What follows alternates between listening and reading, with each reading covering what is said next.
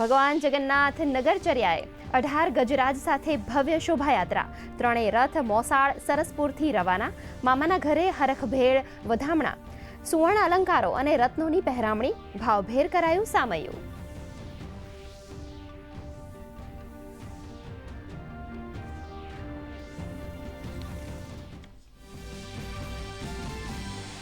રથયાત્રાના 16 kilometre લાંબા route પર પોલીસનો જડબેસલાક બંદોબસ્ત, ભીડ વ્યવસ્થાપન માટે એઆઈ આધારિત વિશેષ સિસ્ટમ દ્વારા ચાંપતી નજર.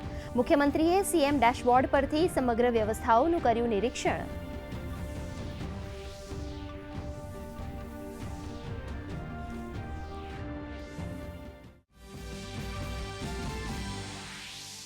રથયાત્રાને પગલે ભક્તોમાં ભારે ઉત્સાહ, આનંદ અને ઉમંગનો માહોલ. કેન્દ્રીય ગૃહમંત્રી અમિત શાહે મંગળા આરતીનો લીધો લાવો.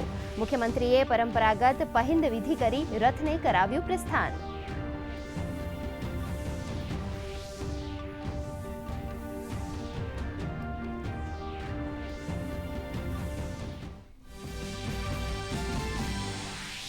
રથયાત્રાના પર્વ પર છવાઈ અવનવા રંગોની રંગોળી. ગુજરાતના હેરિટેજ સ્થળોની ઝાંખી કરાવતું ટેબ્લો બન્યું આકર્ષણનું કેન્દ્ર. કરતબકારોના પણ દિલધડક કરતબ. વડોદરા, ભાવનગર, જૂનાગઢ સહિત રાજ્યના વિવિધ શહેરોમાં રંગે ચંગે ઉજવણી.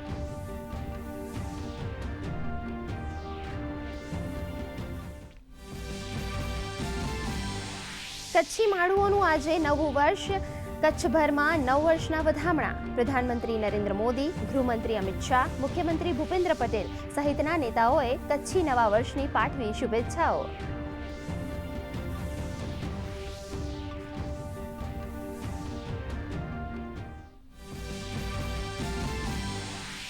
ભારતની યજમાની હેઠળ બિમ્સ્ટેક સુરક્ષા શિખર સંમેલન. રાષ્ટ્રીય સુરક્ષા સલાહકાર અજીત ડોભાલે સુરક્ષા અને આર્થિક પડકારોને પહોંચી વળવા બિમ્સ્ટેક દેશો વચ્ચે ઘનિષ્ઠ સંબંધો હોવાની કરી તરફેણ.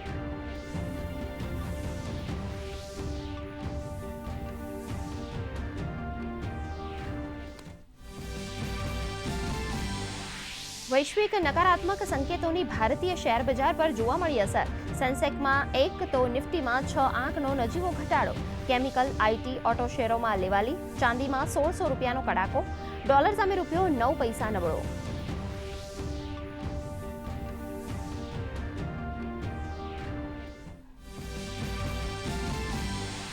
રાજ્યમાં વરસાદી માહોલની આગાહી વચ્ચે 31 જિલ્લાઓના 118 તાલુકાઓમાં વરસાદ. છેલ્લા 24 કલાક દરમિયાન વલસાડના કપરાડામાં 1.5 ઇંચથી વધુ વરસાદ. તો રાજ્યના 206 જળાશયોમાં કુલ જળ સંગ્રહ ક્ષમતાના 41.04% પાણીનો સંગ્રહ.